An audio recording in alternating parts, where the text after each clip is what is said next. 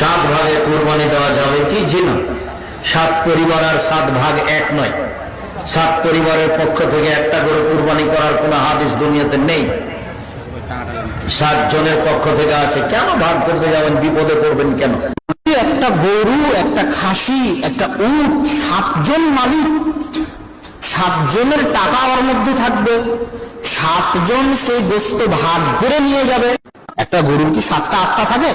কেমনে 7টা 8টা? যদি একটা গরুর 7টা 8টা না থাকে, কেমনে 7 জনের পক্ষ থেকে সম্ভব?